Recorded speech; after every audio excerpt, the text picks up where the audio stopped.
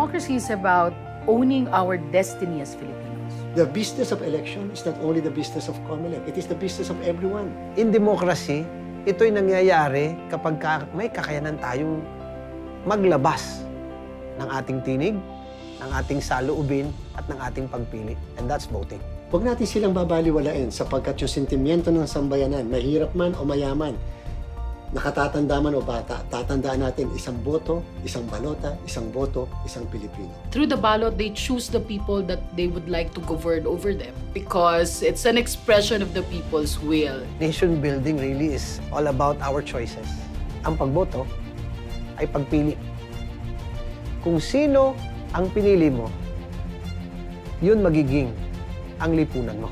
Please do not vote based on personalities. Personally, I would look for the platform, I would look for track record. Kung boboto sila, hindi dahil yan ang nakikita nila sa social media o sikat sa telebisyon o maaaring laging nasa pelikula. Boboto sila dahil yun ang dikta ng kanilang konsyensya, yun ang sinasabi ng kanilang karanasan, yung kanilang pagkakaalam sa isang tao. Dapat ganun ang pagpili ng Pilipino, hindi dahil sa popularity. Because whoever we vote for this time, if he or she turns out good, edi we have good governance for the next 3 years. This democratic process supposedly should lead towards that. A betterment of the lives of others. Ang laging tinuturo simbahan, biyaya lang ng Diyos sa atin yan. Huwag natin sasayangin.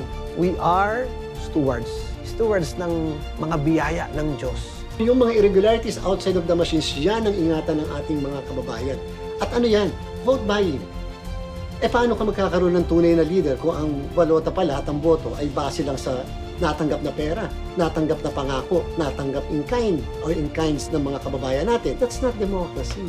Ibig sabihin, hindi yan ang tunay na demokrasya dahil ang ibig sabihin, kapag ikaw ay forced to vote for somebody, hindi yan yung consent mo, wala dyan yung buong pagkatao mo. Remember, God is a God of truth, and we participate in who God is. We are called to be true, we are called to be good, we are called to be one.